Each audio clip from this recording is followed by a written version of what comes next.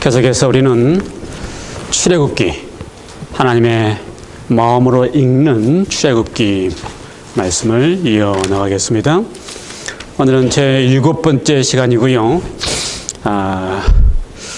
3장을 이어서 4장까지 계속해서 하도록 하겠습니다.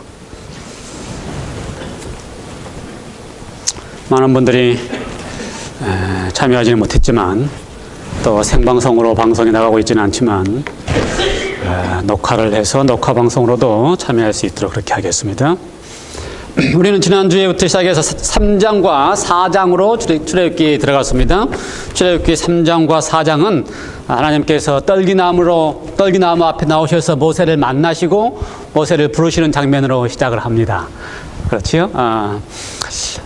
우리가 지난주에 3장에서 하나님이 내가라고 하는 이야기를 하면서 모세에게 모세를 보내셔서 이스라엘 백성들로 하여금 이스라엘 백성들을 출애굽시키도록 보내시기는 했지만 하나님 당신 자신이 그 일을 다 이루신다고 하는 말씀을 계속해서 하고 있다는 사실을 발견했습니다.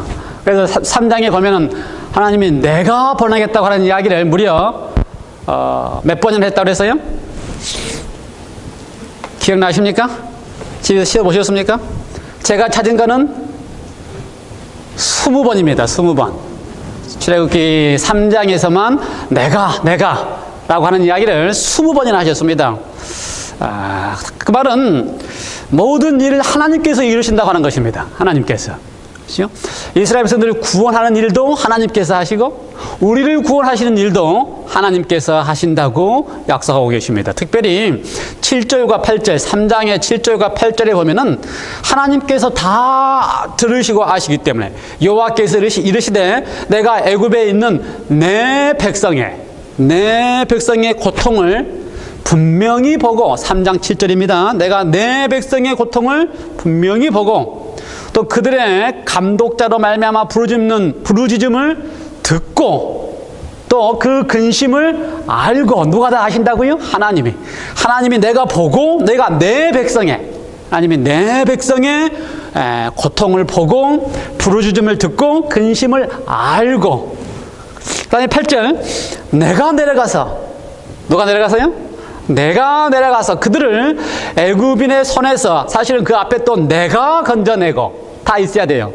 내가 건져내고 그들을 그 땅에서 내가 인도하여 아름답고 강대한 땅, 젖과 꿀이 흐르는 땅, 가나안 족속, 헷 족속, 아모리 족속, 브리스 족속, 히위 족속, 여부스 족속의 지방에 어떻게 한다? 데려가겠다. 누가 데려가시는 거예요? 그것도? 하나님께서 다 하시는 것입니다. 그러니 구원하고 또 인도에서 젖과 꿀이 흐르는 땅으로 하나님께서 다 하시는 것입니다. 오늘 우리의 구원도 마찬가지. 우리의 구원도 하나님께서 다 이루셨습니다. 내가 다 알고 내가 듣고 내가 보고 그렇지 하나님이 우리의 고통과 우리의 어려움과 우리의 근심을 다 알고 계시니까 내가 내려가서 하나님이 내려오셨어요? 예, 하나님이 우리에게 내려오셨습니다. 그래서 우리를 건져내셨습니다. 애굽인의 손에서 건져낸 게 아니고 우리는 누구의 손에서 건져냈어요? 사단의 손에서 세상의 손에서 우리를 건져내시고 그 다음에 우리를 인도하여 어디로 데려가신다고요? 젖과 꿀이 흐르는 하나님의 하늘 나라로 내가 데려가려 하노라 라고 약속하고 계십니다.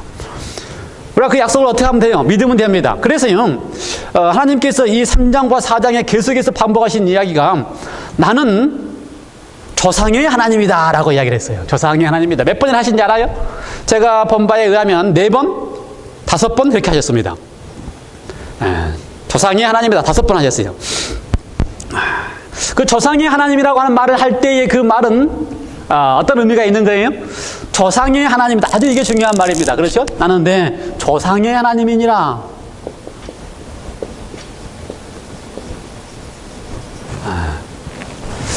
그래서 그러면서 그 조상의 이름을 이야기합니다. 아브라함, 이삭, 야곱. 그리고 이제 모세에게까지 나타나서 이야기를 했지요. 근데 이 인물들이 조상의 하나님이라고 할 때의 그 의미를 쓰실 때마다 뭐 아브라함은 아니죠. 아브라함이 시작이니까. 그다음에 이삭한테 나타나서 나는 내 아브라함의 하나님이다. 야곱한테 나서는 나는 아브라함과 이삭의 하나님이다. 모세한테 나서 뭐라 그래요? 이제는 조상의 하나님이고 아브라함과 이삭과 야곱의 하나님이다. 이렇게 표현을 했어요. 근데 그 표현을 쓸 때마다 조상의 하나님이다. 나는 아브라함의 하나님이다. 나는 아브라함과 이삭의 하나님이다. 이렇게 할 때마다 그렇게 말하시는 때가 있습니다. 어느 때 하느냐 하면 항상 이런 표현을 쓸 때 첫째 나타나실 때, 나타나 주실 때에, 그렇죠? 딱 나타나 주셔서 뭐라 그래요? 나는 내 조상의 하나님인데 아브라함과 이삭의 하나님이니라 라고 누구한테 이야기를 해요? 야곱한테 얘기합니다. 그래서 이 표현을 쓸 때마다 하나님이 나타나 주실 때 하는 거예요. 지금 모세한테도 이 말을 할 때는 어느 때 하신 거예요? 떡갈나무 앞에 탁 나타나셔가지고 모세를 부르신 다음에 나는 내 조상의 하나님이다 라면서 나는 나타나셨다라고 하는 거예요. 그래서 조상의 하나님이라고 하는 표현은 나타나 주시는 하나님입니다. 나타나 주시고 찾아와 주시는 하나님이에요. 세상의 신들 가운데서 모든 신들이 세상에 참 많아요. 사람들이 각종 신들을 믿습니다. 그런데 그러한 모든 신들 가운데서 하나님만이 어떻게 하시는 거예요? 친히 찾아오시고 나타나 주시고 그들의 문제를 들어주시고 봐주시고 알아주시는 그런 하나님이라는 사실입니다. 그래서 달라요. 그래서 하나님이 이름이 뭐냐고 모세에게 물을 때에 이름이 뭐냐 그럴 때 뭐라 그랬어요? 하나님이 나는 스스로 있는 자니라 라고 이야기를 했습니다. 한국 번역이나 영어 번역은 다 나는 스스로 있는 자냐.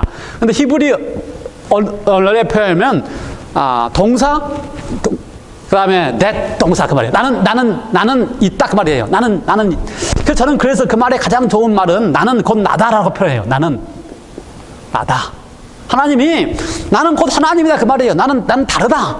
나는 다르다. 나는 나타나시는 하나님이다. 그 다음에 조상의 하나님은 조상이라고 하는 말 자체가 무슨 말이에요? 아버지다라는 말이에요. 나는 아버지 하나님이다 그런 말입니다. 하나님이 우리한테 쓰는 가장 좋은 표현이 뭐라고? 나는 아버지다. 나는 너의 아버지다. 그 다음에 나타나시고 그 아버지가 나타나셔서 하시는 일이 뭡니까? 항상 하는 일이 이 모든 이 아브라함이든 이삭이든 야곱이든 모세 앞에서도 항상 하는 이야기가 나타나시고 아버지라고 한다면 그 다음에 그 아버지가 언약을 하십니다. 언약하시는 거예요. 그래서 모세에게 지금 하시는 것도 내가 다 듣고 보고 알기 때문에 내가 어떻게 하겠다? 내가 내려가서 내가 너를 인도해서 내가 너를 데려가서 적과 끄는다. 다 하나님 어떻게 하시는 거예요? 약속하시는 거예요. 그래서 조상의 하나님은 나타나시고 아버지로서 약속하시고 그것을 어떻게 하는 거예요? 이루셨다는 것을 보는 거예요. 그래서 모세가 볼 때는 아브라함에게 약속하신 것을 이루시고 이삭이 볼 때도 아브라함에게 약속한 것을 이루시니까 나한테도 이루실 것이다.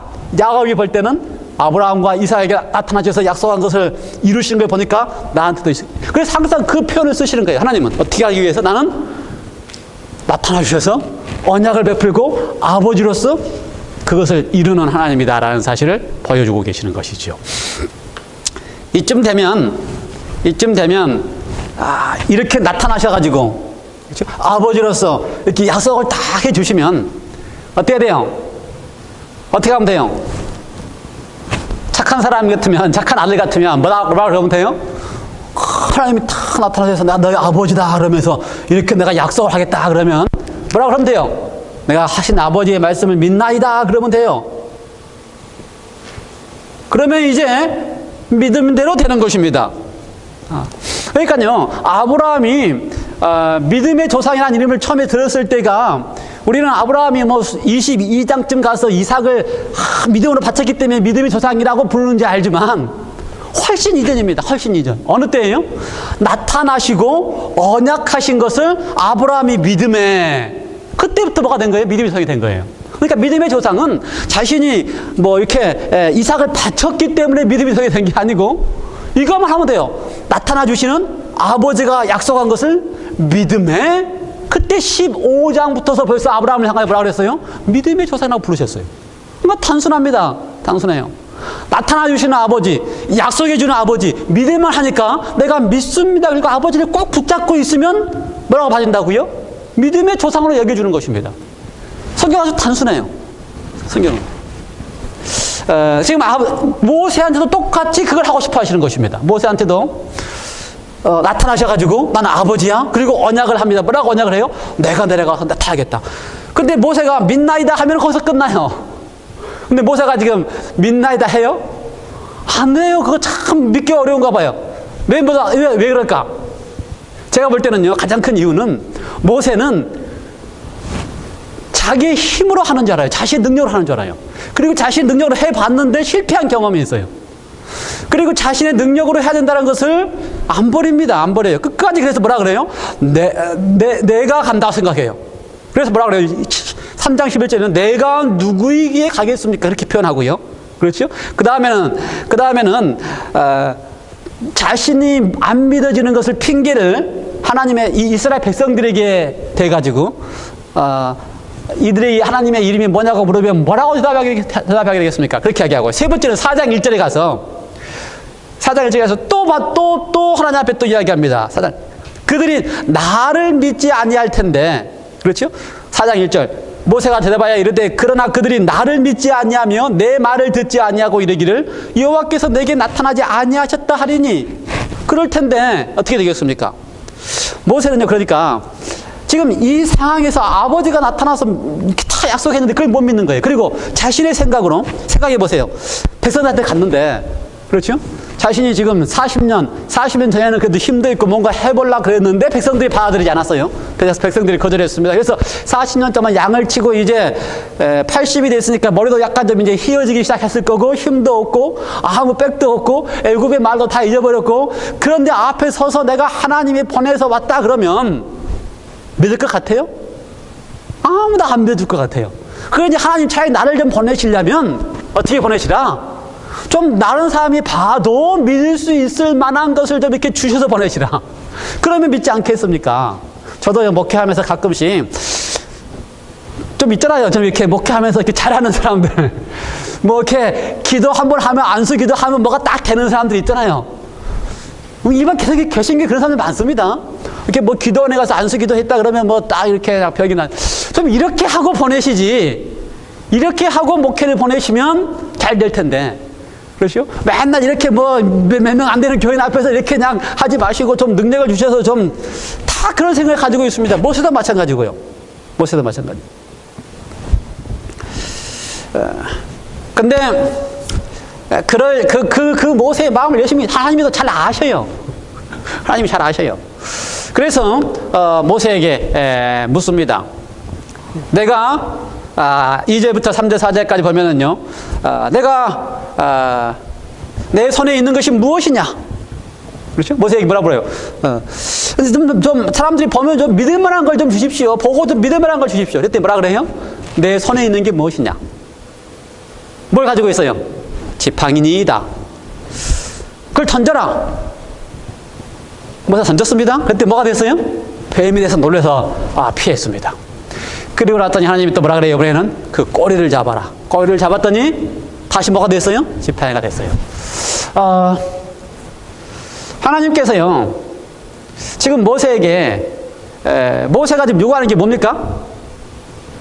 뭔가 좀 보여줄 만한 것이 있는지, 그래서 사람들이 딱 보면 믿을 만한 게 이렇게 좀 나타내 볼 것이 있는지라고 이야기를 할 때에 모세한테 뭘 이야기했어요? 내 손에 가진 게 뭐냐? 그 다음에 또 그걸 던져라. 그러니까요, 우리의 생각은 항상 하나님께로부터서 대단한 것이 올 때에 그것이 뭔지 알아요? 그것이 대단한 것이 왔을 때 그때부터 그것이 능력인지 알아요. 그리고 그걸 항상 기다리고 있어요. 그러니까 재림교인들이 항상 우리가 설교하거나 말씀드리면 대부분이 뭘 기대해요? 앞으로 내리게 될 늦은비 성령. 그래서 아직 지금은 나하고 관계없지만 앞으로 늦은비 성령만 오면은 모든 것이 다 될 것 같은 그런 가르침과 그런 믿음이 있어요. 그래서 늦은비 성령이 내리면 그때는 뭔가 복음이 땅끝까지 이렇게 항상 기대하고 있어요.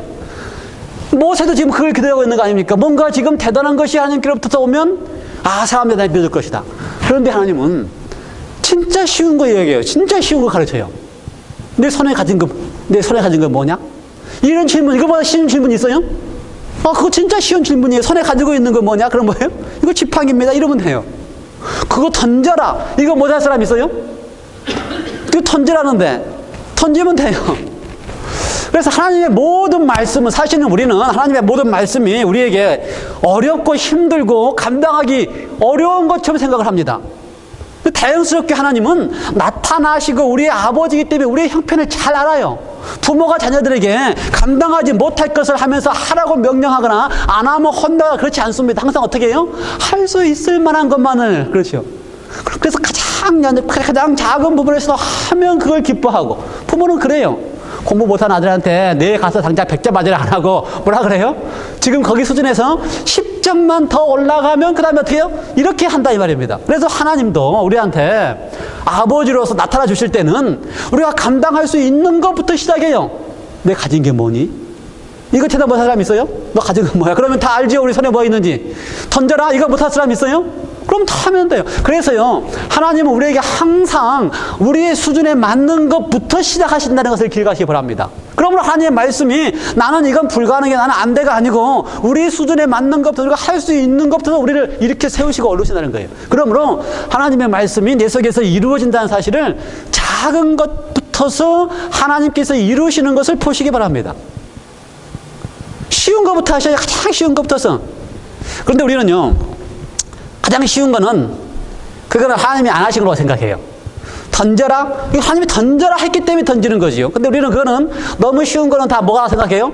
그건 다 내가 하는 거라고 생각해요. 그러니까 하나님이 사실은 오늘 우리가 이렇게 살아있고 움직이고 또 아침에 먹을 것을 주는 게 이게 다 뭐라고요? 하나님께서 우리에게 하신 겁니다. 그렇죠? 하늘에서 만나가 내려온 것만 하시는 게 아니고 지금 21세기에 우리가 살아가게 하면서 우리가 살아가는 모든 것도 하나님의 은혜로 살아가고 살게 되는 것이죠. 그런데 그것을 인정하지 않으면 하나님께서 내 삶 속에서 역사하시는 사실을 모르는 거고, 인정하면 하라는 대로 했다는 것을 인정하면 그때부터 뭐가 되는 거예요?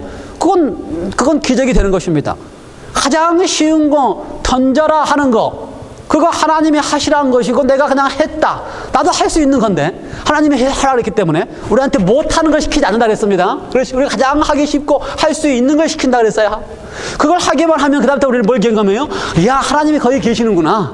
하나님이 거기 계시는구나. 하나님이 나에게 내가 할 수 있는 거였지만 그걸 하나님이 말씀하셨을 때에 하나님이 뭘 하신다고요? 거기 하나님이 계시는구나 하는 것을 우리가 보고 맛보게 하신다는 것입니다. 그래서 던지기만 해도 뭐가 되는 거예요? 지팡이가 뱀이 되는 거예요. 참처럼 감사해요. 그런 하나님이. 그렇죠. 그런 하나님 감사해요. 세상의 모든 신들은 다 대단한 것을 요구합니다. 그래서 가장 뭐라 그래요? 다 아들을 바치면 대단하게 생각을 해요. 그걸 대단한 걸 요구해요. 그런데 우리 하나님은 우리 수준에 맞는 걸 요구하시고 그걸 하는 걸 보면서 기뻐하시고, 그렇죠? 그걸 속에서 하나님이 역사하시고 놀라운 일을 하게 하시고. 지팡이를 던져라? 이거 못할 사람 어디 있어요? 던져놨더니 뭐가 되게 해요? 뱀이 되게 하시고. 그 다음에 뱀이 된 것을 가지고 어디를 잡으라 그래요? 꼬리를 잡으라 그래요. 아침에 집사람하고 같이 설교 이야기하면서 논쟁을 했어요. 꼬리를 잡은 게 쉬운가? 머리를 잡는 게 쉬운가? 어떻게 생각하세요? 꼬리 잡는 건 쉽지요. 근데 원래 뱀 잡으려면 꼬리 잡아야 돼요? 머리 잡아야 돼요? 머리 잡아야 되죠. 이걸 우리가 다 아는 거죠. 우리가 많이 봐서 우리가 잡아보지는 않았지만, 저도 뱀 못 잡기 때문에 잡아보지는 않았지만, 일반적으로 뱀 잡는다는 사람이 머리를 잡아요? 꼬리를 잡아요? 머리를 잡아요. 그래 뱀을 잡을 수 있기 때문에. 모세가 광야에서 40년 동안 양치기 하면서 그 광야에 뱀이 많이 있었겠지요. 뱀을 많이 만났을 것입니다. 그리고 양을 보호하기 위해서는 항상 뱀을 쫓아내든지 잡든지 해야 될 거예요. 그러니까 모세가 뱀을 잡아본 경험이 많이 있습니다. 모세가 잡을 때 뱀을 어떻게 잡아야 되는지 알아요? 머리를 잡아야 되는지 알아요. 아마 그리고 이 뱀이 상당히 좀 무서운 뱀인 것 같아요. 모세가 보기에도. 왜요? 그 뱀이 보고 피하고 도망쳤다 그랬어요. 피했다고 표현되어 있어요. 그렇죠? 뱀 앞에서 피했다. 그러니까 그래서 그거는 독사점 되는 것 같아요. 제가 볼 때에. 독사점. 뱀을 피했으니까. 그냥 일반 이 갈든 스네이크 그러니까 안 피하잖아요. 그냥. 갑자기 놀래기는 하지만 그냥 있다가 뱀이 피해서 도망가죠. 근데 모세가 피했다 하니까 아마 독사점 되는 것 같은데, 이건 모세의 상식으로 안 맞는 거예요. 상식으로. 자신의 경험으로 안 맞는 거예요. 자신의 경험으로는 이 정도 나오면 지팡이를 가지고 어떻게 해도 머리를 꽉 제압해야지만 잡을 수 있는 거예요. 꼬리 잡았다가는 큰일 나요. 그런데 하나님이 꼬리를 잡으라 그래요. 그래서 우리가 하나님이 우리의 상식을 넘어서는 일도 요구하십니다. 우리의 상식을 넘어서는 일도 하도록 명령하셔요. 머리를 잡는 게 상식인데 꼬리를 잡으라고 하시기도 하십니다. 그렇죠? 그런데 우리의 상식이 넘는 일을 요구하실 때는 갑작스럽게 하지 않습니다. 왜요? 뻔히 우리가 안 믿고 안 할 걸 아시기 때문에. 그러니까 하나님은 우리 아버지 같은 분이시기 때문에 우리의 상식이 넘는 것을 명령하실 때, 말씀하실 때는 반드시 단계별로 믿을 만한 것을 경험하게 하시고 하나님이 하시면 된다는 것을 알게 하시고 그 다음에 내 상식을 넘어서도 하나님이 하신다는 사실을 또 믿게 하시는 그런 분이시라는 것입니다. 마치 누구처럼? 아버지처럼. 그래서 모세에게 차근차근 내 손에 가진 것이 무엇이냐? 그걸 던져라. 던지고는 하나님 말씀대로 하고 났더니 뭐예요? 다 그게 이루어지는 것을 봐요. 그리고 나니까 자기의 상식을 넘어서 하나님 말씀대로 하면 된다는 것을 또 믿어볼 수 있게끔 단계별로 우리를 이끄시고 붙잡고 가시는 하나님이신 것을 감사하시기 바랍니다. 우리 아버지는요, 저는 그래서 그런 아버지 하나님이 참 좋아요. 저한테 나타나 주시되 내가 감당할 수 있는 수준의 수를 참들 이끌어 주시면서 어떻게까지 이끌어 주세요? 아버지, 내 상식을 넘어서는 일도 할 수 있도록 이끄시고 가시는 것입니다. 그래서 아브라함도 어떻게 했어요? 벌써 15장에 약속하신 것을 믿은 다음에 그 다음에 또 과정을 거쳐서 또 과정을 거쳐서 또 과정을 거쳐서 상식에 안 맞는 일까지도 아들을 제물로 바치라는 일까지도 하나님이 하시면 하실 수 있다. 하나님이 살리시면 살 수 있다까지 가게 하시는 것입니다. 갑작스럽게 되는 게 아니에요. 그러니 모든 것이 하나님의 은혜입니다. 아브라함이 이삭을 바친 게 믿음이 대단한 이삭이 아니고 하나님의 은혜예요. 거기까지 인도해 주신 하나님의 은혜라는 것입니다. 그러고 나니까 아브라함이 어떻게 해요? 자식을 바치는 순간에도 그것이 뭔지 알아요? 하나님의 은혜라는 것을 알아요. 그래서 우리가 아무리 믿음이 좋아도 끝까지 가서라도 그것이 하나님의 은혜라고 고백하는 사람이 그 사람이 믿음이 좋은 거예요. 그렇죠? 이제 내가 믿음이 다 와서 내 힘으로 이삭을 죽였다라고 하는 사람은 벌써 어떤 사람이에요? 벌써 가망이 없지요. 그 당시까지도 하나님의 은혜인 것을 아는 사람이, 그래서 끝까지 하나님께서 인도하시고 계시는 것입니다. 하나님은요, 모세뿐만 아니라 4장 5절에 보면은 이스라엘 민족들에게까지도 나타나시고 아버지고 언약하시는 하나님이라는 사실을 믿게 하시기 위하여, 그래서 뭐라 그래요? 마침내 그들이 여호와께서 내게 나타난 줄을 믿게 하려 하심이니라. 모세를 통하여 하나님이 나타나 주시는 하나님이라는 사실, 하나님이 아버지라는 사실, 하나님이 조상의 하나님의 사실을 믿게 하시려고 하신다라는 사실을 언급하고 있는 것입니다. 하나님이 참 얼마나 좋으신지 우리를 잘 압니다. 하나님이 모세를 잘 아시는 것처럼, 이스라엘 백성들을 잘 아시는 것처럼 우리를 너무나 잘 아셔요. 그러니 믿게 하시기 위해서 하실 수 있는 모든 다 하시지요. 그것도 우리 수준까지 내려오셔서 그 다음에는 뭐라고 그러십니까? 손을 품에 넣으라. 손을 품에 넣으면 뭐가 돼요? 문둥병이 손에 다 올라와서 모세가 놀랄 만큼. 이건 쉬워요. 모세도 많이 봤습니다. 어떤 걸 많이 봤어요? 문둥병이 걸리는 거는. 또 문둥병 걸리는 사람도 많이 보고요. 근데 그 당시나 요즘은 뭐 의학이 좋아져서 많이 치료가 되지만 그 당시에 문둥병 그러면 치료되지 않습니다. 그래서 뒷부분에 가면은 모세에게 문둥병자에 대하여 어떻게 대우하도록 하는 율법을 주시는 이유가 그만큼 문둥병이 무섭게 느껴지는 병이에요. 그래서 문둥병에 손을 넣었을 때 걸리는 거는 뭐 걸릴 수 있죠. 갑자기 걸리는 건 좀 이상하지만. 그런데 다시 넣었더니 이번에 어떻게 됐어요? 완전히 벌레의 살로 되돌아왔더라. 이건 놀라운 겁니다. 그렇죠? 아무도 이건 본 적이 없어요. 문둥병이 이렇게 순식간에 놀랍게 치료된다는 사실을 볼 수 없어요. 그래서 하나님께서는요, 그것까지도 보여주셨습니다. 그러면서 뭐라고 표현하셨냐? 첫 번째 표정을 딱 보여주면, 어떤 표정이요? 막대기 지팡이 번져서 뱀이 되는 표정을 보여주면 백성들이 안 믿을 것 같아. 하나님 보시기도 안 믿을 것 같아요. 그도 그럴 것이 이스라엘 백성들이 지금 애굽에 사는데 애굽에 있는 수많은 술사들도, 그렇죠? 이방 승려를 섬기는 술사들도 뭐라 그래요? 마술과 술사를 통해서 뱀을 만들어냅니다. 그걸 이스라엘 백성들이 많이 봤어요. 그러니 모세가 딱 가가지고 지팡이로 뱀 만들어 놓으면 그거 가지고 하나님이 보였다고 믿을 것 같아요? 하나님의 생각에도 안 믿을 수도 있겠구나. 그러니 이번에는 또 뭐까지 보여줘요? 손이 문둥병이 됐다가 완전히 낫는 것까지도 보여주고. 그래도 하나님이 아직도 불안해. 하나님 그래도 아직도 불안해. 그래도 그 백성들이 안 믿을 것 같아요. 그러니 하나님이 얼마나 끝까지 믿게 하시려고 하시면 하나를 더 하십니다. 9절. 그들이, 그렇죠? 이 두 이적을 믿지 아니하면, 그리고 또 내 말을 듣지 아니하거든. 여보는 어떡하라? 너는 나일강에 가가지고 물을 좀 떠다가 그 다음에 그 항아리를 갖다가 백성들이 보는 앞에서 어디 하라? 땅에 부어라. 그러면 뭐가 된다? 피가 될 것이다. 거기까지 다 보여주도록 그렇게 이야기했습니다. 얼마나 다행스럽지 않습니까? 전 참 모세를 향하여 거절하다 하더라도 몇 번까지 거절했다 그랬어요? 지난번에 안 쉬어봤어요? 하나님이 5번 언급을 하시고 내가 보내겠다 언급하시고 5번이나 거절을 합니다. 그런 모세를 끝까지 어떻게 해요? 달래면서 호소하면서 보여주면서 내가 한다 걱정하지 마라고 이야기하면서 끝까지 데리고 가십니다. 끝까지 데리고 가셔요. 말 못한다 그러면 뭐라 그래요? 내가 말 잘한 내가 다 난 창조한 사람이야. 나는 다 창조한 사람이야 라고 이야기하시면서 마침내 모세가 나를 보내지 마세요. 나는 안 됩니다. 그랬더니 뭐라 그래요? 그러면 내가 향하고 같이 가. 향하고 끝까지 하나님은요. 끝까지 하나님은. 그게 우리한테는 희망입니다. 유일한 희망.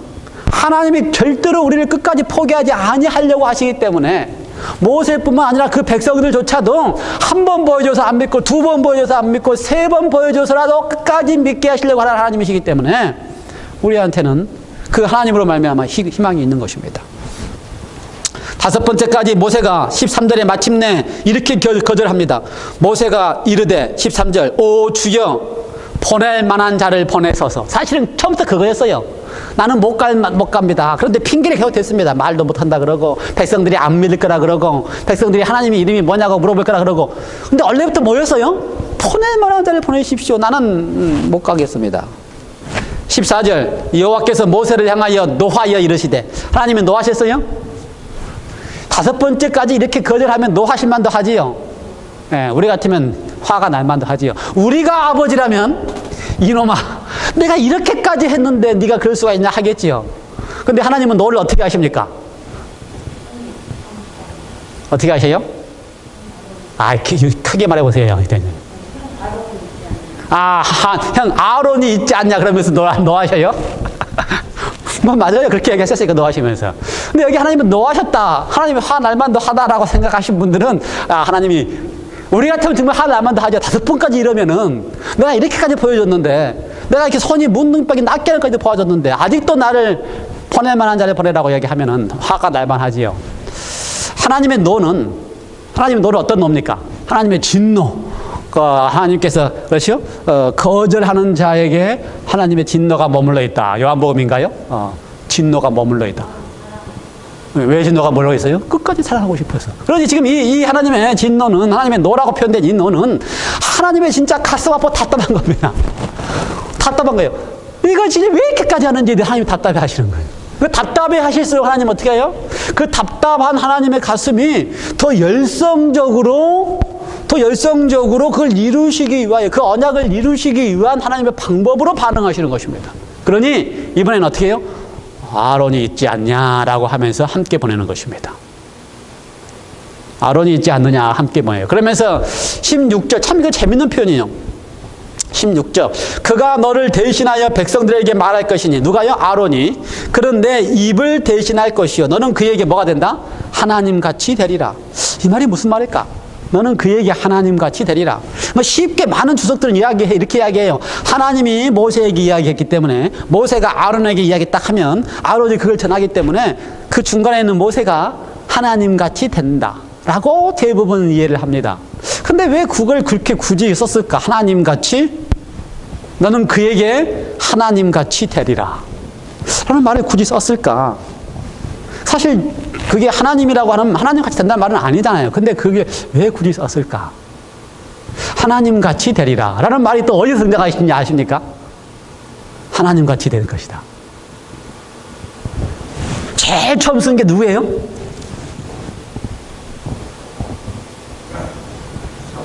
사단이 뱀이 아담과 하와에게 유혹하면서 내가 이걸 먹으면 눈이 밝아져서 하나님같이 될 것이다. 근데 그때 했던 이야기는, 뱀이 했던 이야기는 어떤 이야기예요? 하나님처럼 너도 눈이 밝아져서 능력이 있게 될 것이다.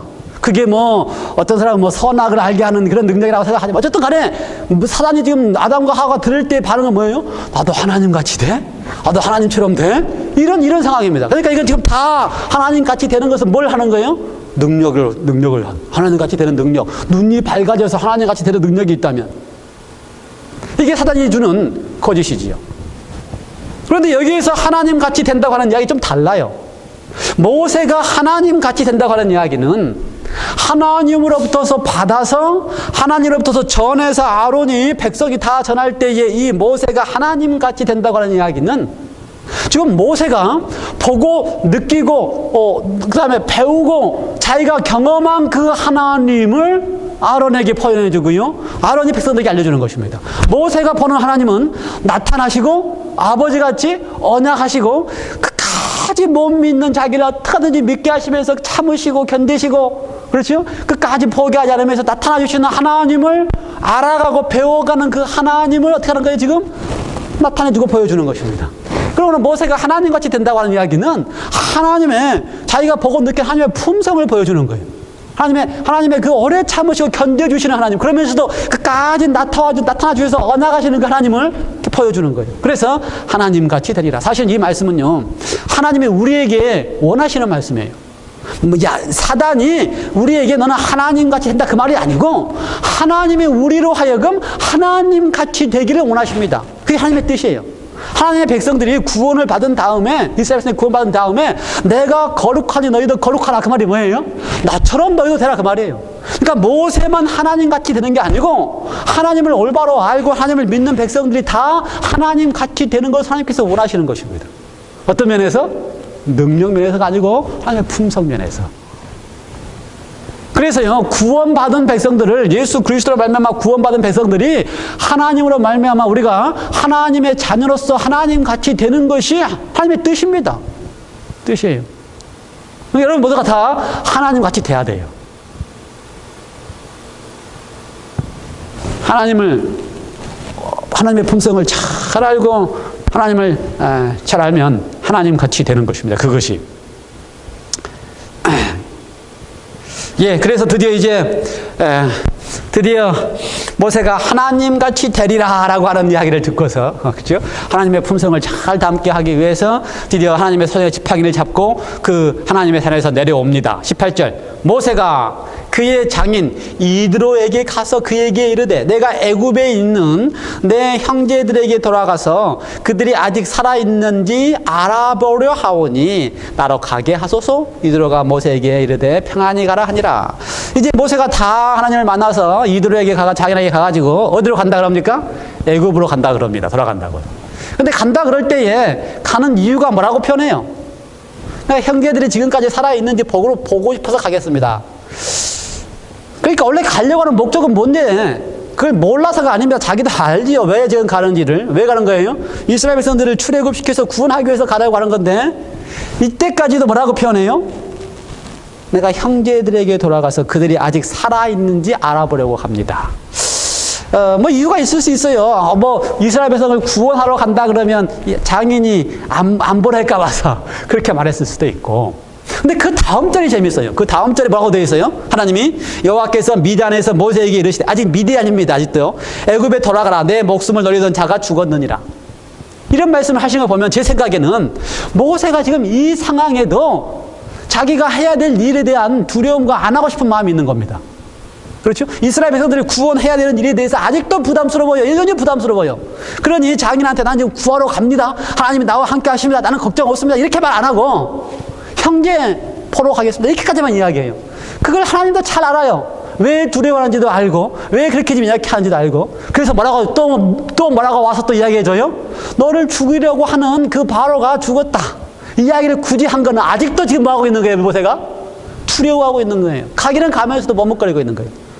그러니 또 찾아와서 너를 죽이려고 하는 바로가 죽었어. 너를 목숨을 노리던 그자가 죽었어. 이렇게까지 또 격려하면서 데려가는 것입니다. 계속해서 하나님은 그에게 손을 붙잡고 한 걸음씩 하나님같이 되도록 하는 데 이끌기 위하여 계속해서 가는 것입니다. 그것이 구원받는 사람들의 과정이에요. 그랬더니 모세가 이제 그의 아내와 아들들을 나귀에 태우고, 아들들입니다. 복수예요. 아직까지 우리가 아들 하나만 압니다. 2장의 마지막에 보면 뭐라고 되어 있어요? 모세가 미디안에서 광야에서 아들을 낳았는데 이름이 게르솜이다.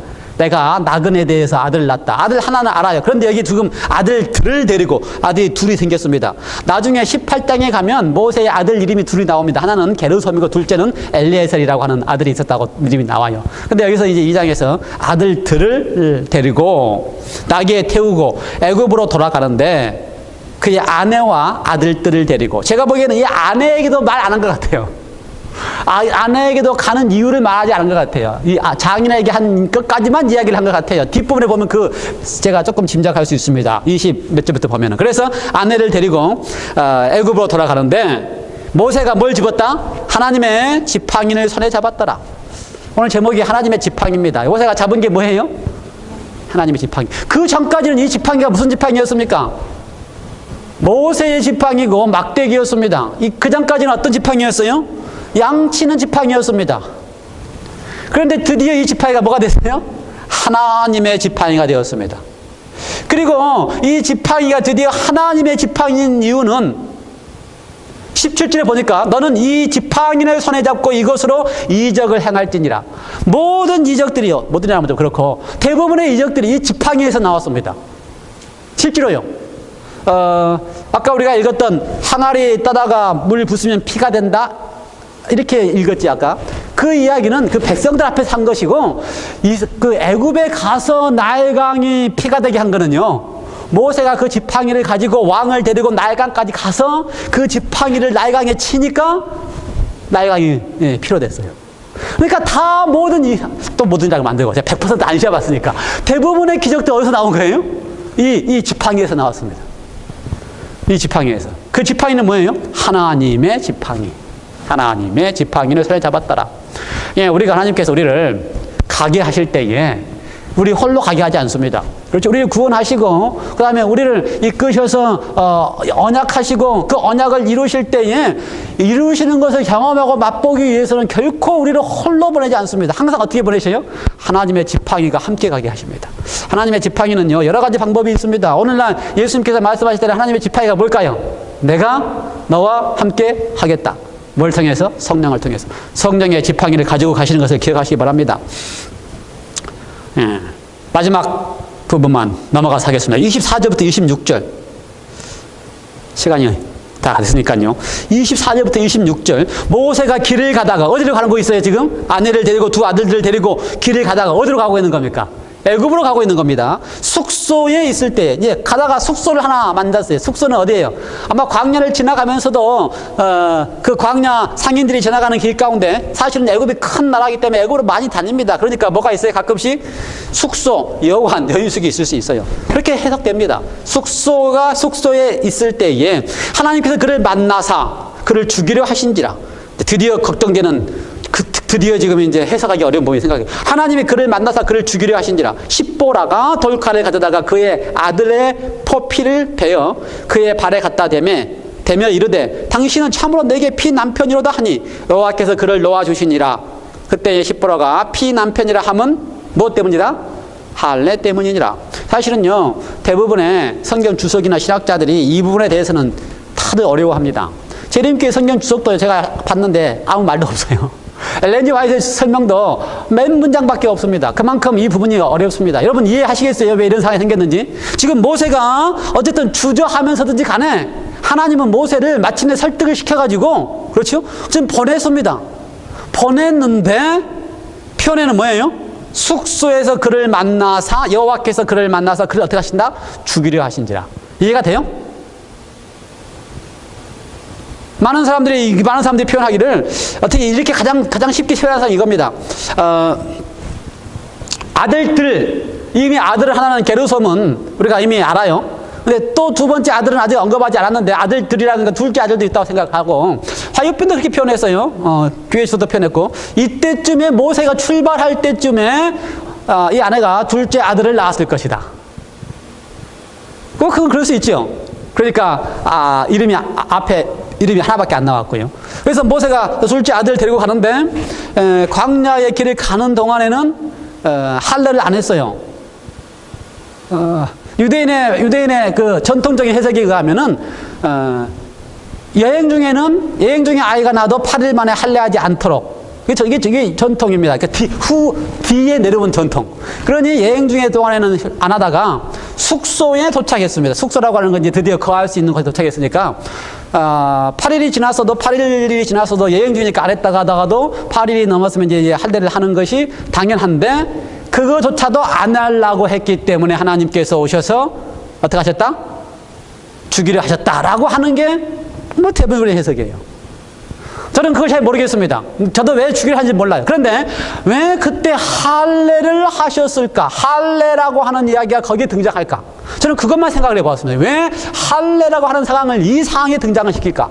그렇죠? 모세가 지금 광야로 미디암을 떠나서 애굽으로 가는 그 광야 길에서 왜 할례라고 하는 사건이 등장하는가? 모세에게 할례는 뭡니까? 할례가 제일 처음에 등장한 때는 언제예요? 아브라함에 의해서 창세기 17장에 처음 등장합니다. 창세기 17장에 할례를 처음 등장하는데 그 장면에 보면요, 창세기 12장에 이미 아브라함이 하나님이 부르심에 가지고 잘 떠났어요. 그때 하나님이 언약을 처음 맺습니다. 그리고 좀 더 10년이 지난 다음에 창세기 15장쯤 가서 10년이 지나도 하나님의 약속대로 아들이 안 생기니까 하나님 앞에 뭐라 그래요? 내 종으로 내 후대를 있게 해주십시오. 그랬더니 15장에 하나님이 다시 나타나서 그게 아니야, 너는 반드시 너의 후손에서 내게서 나는 씨가 내 후손의 바다 머리를 갖다 낼 것이다. 이건 나는 언약하는 하나님이야, 약속하는 하나님이야. 그러면서 언약을 딱 하십니다. 그렇죠? 짐승을 쪼개서 언약을 하세요. 그런데 아브라함이 짐승에게 걸어가는 게 아니고 누가 걸어가셔요? 하나님이 짐승 사이로 가면서 걸어가십니다.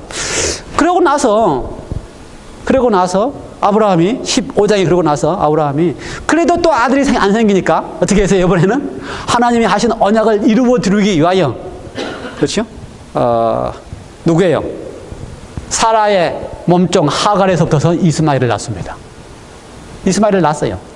그리고 이스마엘이 난 지 13년이 지나고 아브라함이 99세 때가 될 때에 하나님이 다시 오셨습니다. 그때가 17장이에요. 그러면서 뭐라 그래요? 내가 12장에 너에게 약속하지 않았냐? 15년 전에 너에게 25년 전에 약속하지 않았냐? 75세 들었으니까. 내가 13년 전에 내가 15장에서 약속하지 않았느냐?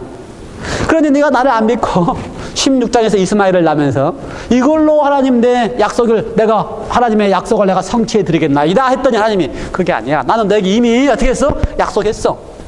그러면서 17장에 뭐라 그래요? 내가 약속을 이루는 하나님이야. 나는 한번 약속하면 그것을 이루는 하나님이야. 그러므로 너는 지금부터 모든 너의 백성들로 하여금 어떻게 하라? 할례를 하라. 그래서 아브라함이 그때 할례를 했습니다. 할례가 뭐예요? 그렇죠? 남성의 생식기에 포피를 받는 포경수술과 같은 것이 할례라고 이해를 합니다. 뭐 좋은 생각이에요. 그런데 그 의미는 99세 때쯤 가서 여전히 아브라함이 자기의 능력으로 하나님의 아들을, 하나님의 언약을 이루어 드릴 수 있다고 생각하는 것이 틀린 거예요. 그렇죠? 하나님의 언약은 하나님이 하셨기 때문에 이루시는 겁니다. 그래서 하나님이 너가 너의 힘으로 이스마엘을 만들어서 내 언약을 이루는 게 아니고 하나님이 내가 언약을 했기 때문에 이룬다는 사실을 할례를 통해 약속하신 거예요. 그리고 나서 할례를 하고 난 다음에 그 다음 100살 때에 진짜 아브라함을 통하여 하나님 아들을 주셨습니다. 그래서 진짜 그 할례라고 하는 것은 믿지 못하고 할 수 없을 때에 하나님께서 그것을 이루신다는 것을 보이시는 겁니다. 저는 그래서 심지어 저만의 생각입니다. 아브라함의 할례는 아브라함의 남성의 기능을 다 상실하는 거예요. 남성의 기능을 다 상실해도 하나님이 하시면 하는 것입니다.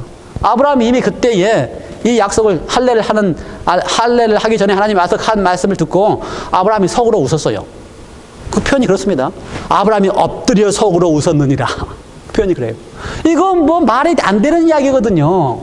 안 되는데 그래도 하나님이 하시면 한다는 것입니다. 할례의 이야기가 몇 가지 나와요. 그게 아브라함의 이야기고요. 그 다음에 또 하나 이야기가 여호수아의 이야기입니다. 여호수아 5장의 이야기예요.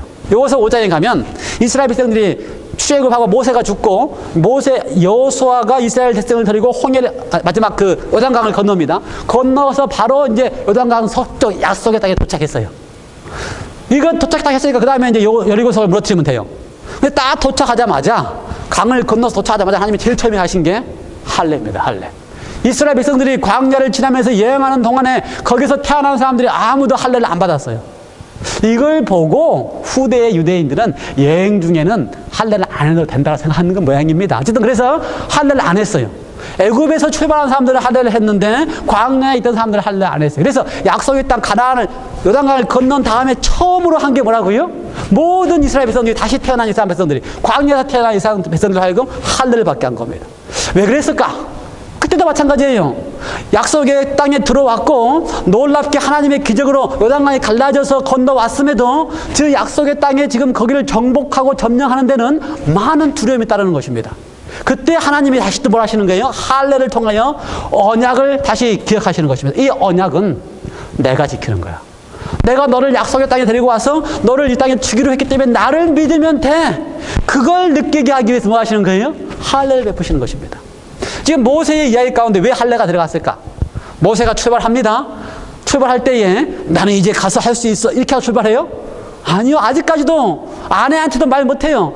장인한테도 말 못해요. 두려워 있으니까 모세가 하나님 모세한테 와서 바로가 죽었어까지 설명해 줍니다. 이러한 모세에게 다시 그로 하여금 너의 능력이 아니고 하나님의 능력으로 너가 한다는 사실을 보여주시기 위하여 뭘 하시는 거예요? 할례를 하시는 거예요. 할례를 하게 하신 거예요. 너의 힘으로 하는 게 아니고 나는 언약하는 아버지 같은 하나님이기 때문에 내 언약을 내가 이룬다. 그걸 보여주시기 위하여 이 장면 속에 갑작스럽게 할례가 들어가고 있는 거예요. 저는 그렇게 생각합니다. 또 하나의 할례가 있습니다. 이게 우리와 무슨 관계가 있는가? 우리와 무슨 관계가 있는가? 사도바 선생님은요, 골로새서 2장에서 이렇게 이야기를 했습니다. 너희가 주 안에서, 주는 어떤 뜻이에요? 우리가 예수 그리스도 안에서 할례를 받았다. 우리 모두가 다 예수 그리스도 안에서 할례를 받았다는 것입니다. 우리 모두가 다 아브라함이 할례를 받은 것처럼, 모세가 할례를 받은 것처럼, 여호수아가 이스라엘 백성들이 할례를 받은 것처럼 우리가 다 주 안에서 할례를 받았느니라. 골로새서 2장 11절. 그리고 12절에서 이야기해요. 그럼 우리가 그러지요. 아니, 내가 언제 할례를 받았지? 여러분 할례 안 받았잖아요. 내가 주 안에서 언제 할례를 받았지? 그랬더니 골로새서 2장 12절에서 사도바 선생님은 너희가 침례를 받았으면, 할례가 뭐하고 연결돼요? 그 다음에는 이제 침례. 그러므로 이스라엘 백성들은 침례를 안 받기 때문에 할례를 받아서 하나님이 언약하신 걸 이룬다는 사실을 믿는 것입니다. 그런데 이제 이 신약에 와서 우리들은 주 안에서 할례를 받는데 그것이 뭐라 그래요? 침례. 너희가 침례를 받았으면 그때부터 뭐라는 겁니까? 하나님이 나타나셔서 아버지가 우리에게 언약하시고 우리를 구원하셔서 우리를 살리시고 하나님의 백성으로 삼으실 것을 믿으라 그 말이에요. 그래서 골로새서 2장 12절에는 너희가 침례를 주 안에서 받았으면 예수님께서 살아나신 것처럼 너희가 산다라고 약속하고 있는 것입니다. 다행이지요. 다행이지요. 모세를 믿지 못하는 모세를 하나님이 끝까지 붙잡고 믿게 하셔서 언약을 베풀어 주시고 믿나이다 할 수 있을 때까지 이끌어 주시는 것처럼 오늘 우리에게도 똑같이 침례를 통하여 할례를 베푸셔서 하나님이 언약하시고 하나님이 구원하시고 하나님이 살아나신 다음에 내가 산 것처럼 너희도 살게 하신다고 하시는 하나님의 약속을 믿게 하시는 그분이 계시기 때문에 우리는 어떻게 해요? 내가 이제 믿나이다 라고 하면서 침례의 할례를 통하여 그 약속을 믿는 것입니다. 그래서 우리 모두가 다 하나님의 백성으로 영원히 하나님의 자녀로 살 수 있는 특권을 누리고 사는 것입니다. 우리 모두에게 모세에게 나타나신 하나님처럼 이스라엘 온 민족에 나타나신 하나님처럼 오늘 우리에게 나타나 주셔서 언약해 주시고 우리를 구원해 주시고 우리에게 할례를 베푸셔서 영원히 그 언약을 이루신다는 사실을 보장하시는 그분 때문에 구원받은 백성으로 아들로 살아가시는 우리 모두가 되시기를 간절히 바랍니다. 이렇게 기도하시겠습니다. 하나님 아버지, 참으로 다양한 것은 우리 하나님은 아버지요 언약하시는 분이시요 그 언약을 믿지 못할 때에 할례를 통하여 반드시 이루신다는 사실 우리에게 보여주시는 우리 하나님이시네 감사합니다. 주님께서는 우리를 너무 사랑하셔서 우리에 나타나셔서 이 땅에 오시고 우리를 당신의 피로 사셔서 구원해 주시고 우리를 하여금 침례를 통하여 우리의 육신의 할례를 받게 하시고 하나님이 이루신다는 보장을 해주시니 감사합니다. 주님께서 살아가신 것처럼 우리도 살게 주셨사오니 이제 살아있는 하나님의 아들들로서 하나님같이 되라고 하는 약속이 우리까지 이루어지게 해주셔서 하나님의 놀라우신 사랑의 품성이 우리의 삶 속에 이루어지는 놀라운 은혜가 있게 하여 주시옵소서. 하나님의 은혜로 구원받았사오니 감사드리오며 구원받은 주의 백성들이 하나님같이 되는 특권을 누리는 주의 백성들 되게 하여 주시옵소서. 감사드리오며 예수님의 이름으로 기도드리옵나이다. 아멘.